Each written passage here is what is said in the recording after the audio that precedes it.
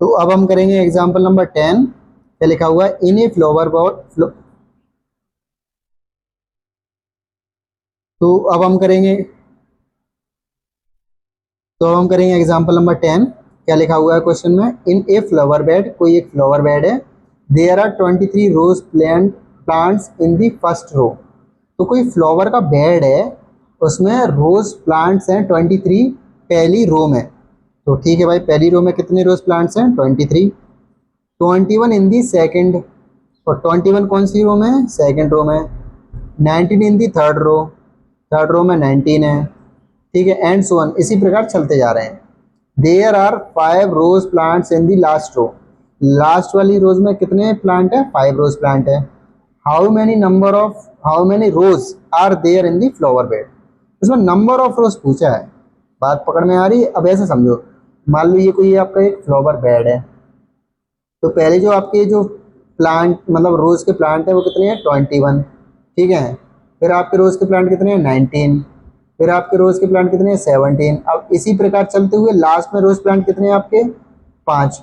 तो वो पूछ रहे हैं ये नंबर ऑफ रोज, ये ऐसे कितनी नंबर ऑफ रोज, मतलब एन की वैल्यू निकालनी, नंबर ऑफ रोज कितनी होंगी। ठीक है, अब यार ये तो हमें पता ही नहीं है कि इसकी मतलब ये कौन सी टर्म है, लास्ट टर्म है। लास्ट टर्म को तो हम एल से भी नोट कर सकते हैं, तो एल इक्वल टू क्या हो गया, 5। अब एल को हम ए एन भी ले सकते हैं, क्यों, क्योंकि भाई इसकी नंबर ऑफ टर्म हमें पता ही नहीं है ना। अब जैसे इसकी नंबर ऑफ टर्म पता है, इसकी नंबर ऑफ टर्म कितनी है, ये फर्स्ट टर्म है तो 23, सेकेंड टर्म है तो 21। अब इसकी नंबर ऑफ टर्म पता ही नहीं है, तो हम इसको क्या बोलेंगे, nth टर्म। ठीक है, और nth टर्म का आपने फॉर्मूला पढ़ रखा है, क्या होता है, a plus n minus one d, और ये 5।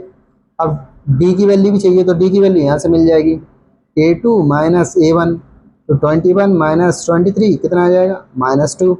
अब a की वैल्यू तो ये रही 23, तो यहाँ लिख दिया 23 plus n minus one, d की वैल्यू -2 इक्वल टू 5।